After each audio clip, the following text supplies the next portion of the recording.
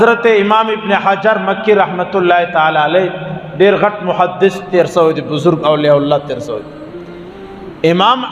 ابن حجر مکی رحمت الله تعالی علیه یو عجیب روایت نقل کړی دی امام ابن حجر مکی رحمت الله تعالی علیه فرمای چې نبی علیه الصلاۃ والسلام یو ورځ د صحابه کرام سره په محفل کې صحابه کرام رضوان الله تعالی علیهم اجمعین ته وویل چې د قیامت په ورځ به عجیب منظر وي بعض خلق به الله رب العزت را ولاړ کې د حساب او د کتاب د پاره هغه خلق چې راسي د الله په حضور کې ودرېږي د هغو خلقو سره به ډېر غټ اعمال ورسره وي ډېر خاص اعمال به ورسره وي حدیث کې الله نبی صلی الله علیه وسلم الفاظ استعمال کړل دا خلق چې د الله حضور لراسي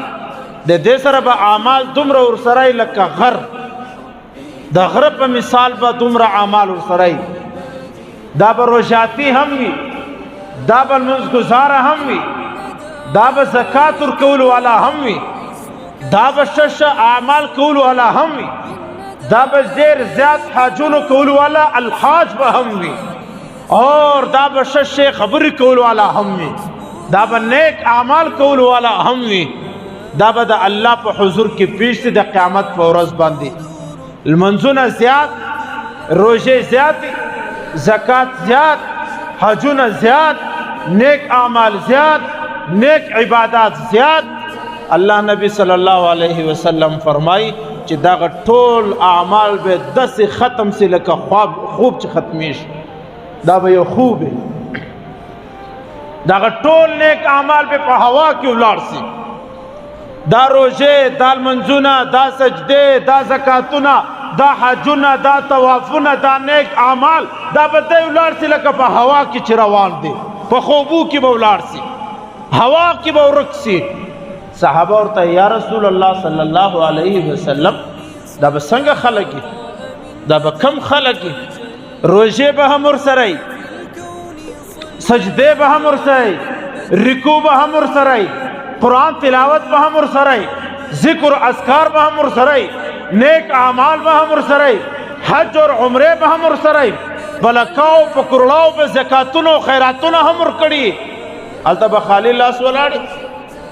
الله نبی صلی الله علیه وسلم صحابه ورته یا رسول الله تا څوک دي الله نبی صلی الله علیه وسلم ورته فرمایل اسما صحابه